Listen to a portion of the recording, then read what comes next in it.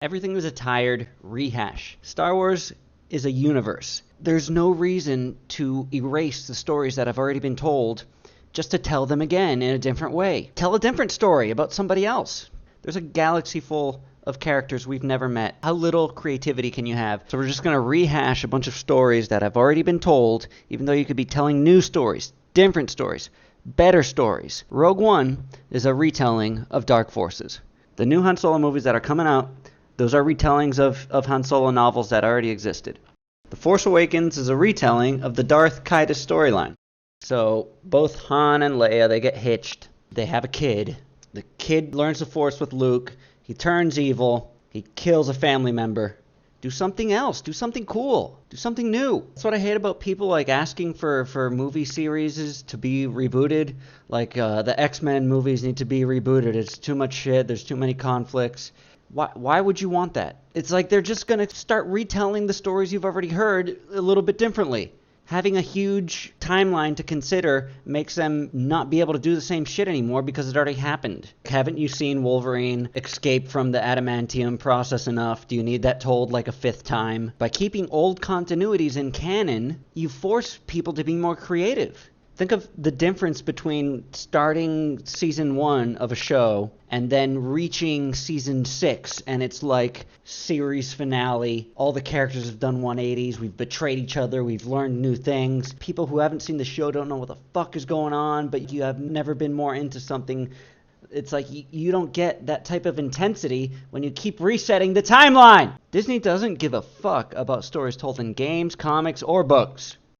The CEO of Disney never read Spectre of the Empire of Palpatine's Sith Rogue, Chapter 15. He never read that. And being that all they had immediately planned to do was tell the story after Return of the Jedi, but they erased everything anyway, no matter how good the story was, no matter how much the fans appreciated it. That's how much you can count on Disney to care. Knights of the Old Republic is notoriously good, and that game takes place thousands of years before A New Hope. They have no reason to erase that, but they did it anyway because they didn't look at the EU and be like, hey, what can we keep, what can we get rid of? If later you do decide that you want to tell stories in the periods of the Old Republic, thousands of years before Luke Skywalker was born, you can then erase those stories. You don't have to just erase everything for no reason. Like, you can wait until you have a reason to erase something. I will allow you. I will give you permission. Popularity matters more than the timeline. The easiest way to notice this is just look at what they chose to be canon. Because if the choices for what is canon and what isn't were done with purpose and thoughts behind it, and not solely based on popularity, they wouldn't have kept the Clone Wars show, because the Clone Wars show was made with the EU in mind. They kept hooking into the rest of the EU, making references to books and comics that now do not exist. Like, just that idea alone should tell you how much thought they put into this. If Clone Wars is true, then bits and pieces of the entire EU are true. So consequently, the new EU is a Frankenstein fucking mess. It is so stupid now that they have small bits of stories that are true. Some organizations were talked about, they're true. Some character might have been referenced, that character is true, but not the book that first introduced that character. A specific ship might be true, but not the diagram that explains how the ship works. Some random blaster manufacturing companies might be canon, but not the blasters that they make. Funny thing about this Briar rifle, if you modify this Briar rifle, you can create a Briar pistol. And the Briar pistol is canon. That was featured in a game that's considered canon in the current Disney timeline. But the Briar rifle, the original one, that is not canon. That's like having a sawed-off shotgun that exists, but not being sure if a regular shotgun exists. Yeah, it's right there. It's a pistol, modified Briar with stock muzzle sawed down. I don't get how one can be canon. Max is a bunny-like creature bunny-like creature. Max, bunny. This is a Star Wars alien. There's a rabbit in Jedi Knight. I gotta see this. Alright, let's see it.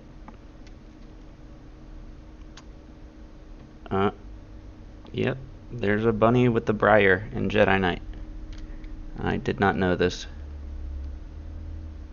Undefined, he's a bunny, I'm a dog, we're dangerous, but we work on undefined sentient dog. He's a bunny, was a member of the dog species that worked with Max.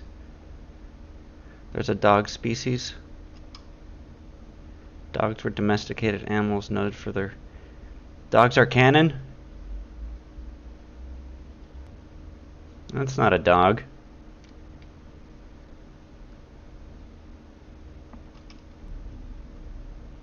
So there's a bunny species. You're the only member of your bunny species? Wait, there's also a Energizer bunny. This is a big joke, isn't it? You guys are sitting around making fake wiki pages for the end, every stupid little thing in a Star Wars commercial. The Energizer bunny had a duel with Darth Vader. Legomorph. Wimagwit. Oh my god. It's a black hole. You'll never get out of here. Never go to Wikipedia. Back to Disney's Frankenstein canon. Really good example of this. In Shadows of the Empire, the character Dash Rendar has a ship called the Outrider.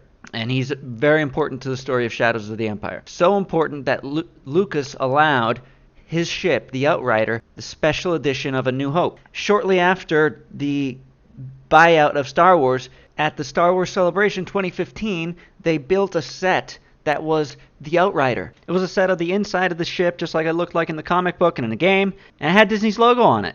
So somebody at Disney who knew the story Shadows of the Empire just nitpicked Disney's stupid idea. So now the Outrider is completely part of Disney canon, but they never mentioned the owner of the ship. So you have a ship flying out there called the Outrider, but we don't know who is driving itself. We don't know if Dash Rendar has anything to do with the ship. This is how autistic you need to get to follow the new canon. It's like, normally you would make fun of somebody doing these little Easter egg bullshit and thinking it's real. Now Disney's forcing us to do this with the canon. So if appearing as a little dot in the background in one of the movies was enough to canonize you, does that mean that we also have ETs and Star Treks? Because those were also Easter eggs thrown in. And you might be thinking, oh, it was the only way to start fresh. The old EU had contradictions, and the stories weren't, they weren't to my liking. Now we can start fresh and start over with a clean slate and get it right this time. Except they didn't fix anything. This isn't like a fresh start with a new approach that's going to solve all the problems the old expanded universe had. They're not taking much more care with these stories. Just look at the rate that they're pumping shit out. This new EU is getting close to the size of the old EU pretty soon, and it's only been out for a few years. Think about how this canon is going to look in 10 years. There's going to be so much material put out. Once these things start contradicting each other, it's going to be a clusterfuck. Which leads me into my next point. These stories are destined to be disregarded and retconned. Just looking at the amount of media they've put out so far, how can you realistically think Disney is going to hold their filmmakers accountable to only tell stories that agree with the plethora of Star Wars Expanded Universe material being put out on a weekly basis? Do you think some executive at Disney is going to grab J.J. Abrams and explain to him that in some random novel we put out in November of 2015, they detailed the character origins of a character he's trying to tell the origin of in a different way? Do you think they're going to tell him, hey, you need to scrap this whole third act of the movie? Disney's not going to hold them accountable to fit their stories in these stories. So once that starts happening, it's going to create contradictions, just like the old EU had contradictions. And Disney's just going to say the same thing, that they needed to give the directors more creative control and they feel constrained. And they're doing nothing to prevent this from happening. Just give it like 2 years, and it's just going to be a mess. They're going to cannibalize it. I can't think of a single franchise where Big blockbuster movies and tiny little comic book series and novels were cohesive and referenced each other. And it wasn't just a one-way street where the comics and books were following the movie's lead and the movies never followed what the comics said. And that's exactly what's happening here. So we can't trust Disney when they say this canon is now a respected canon that will be considered true in the movieverse. Because that's never how it works. A really good example is Alien 5 and Colonial Marines. The Alien movies have a shitload of comics and books with them. Oh, but recently they threw out the whole expanded universe because Aliens Colonial Marines came out. And they're like, here's the new timeline of events. It's the movies and then just this game we just put out. How long do you think that game's canonicity held water when they were talking about Alien 5? The answer is 0, because Alien 5 completely ignores the events of Colonial Marines. Another great example of this is the X-Files. After the show ended and the 2 movies came out, they made a comic book revival of the show called Season 10. And this was supposed to be the official continuation of the show, totally canon. But then the X-Files revival happened, and they called that Season 10, which ignored or contradicted all the events of the comics.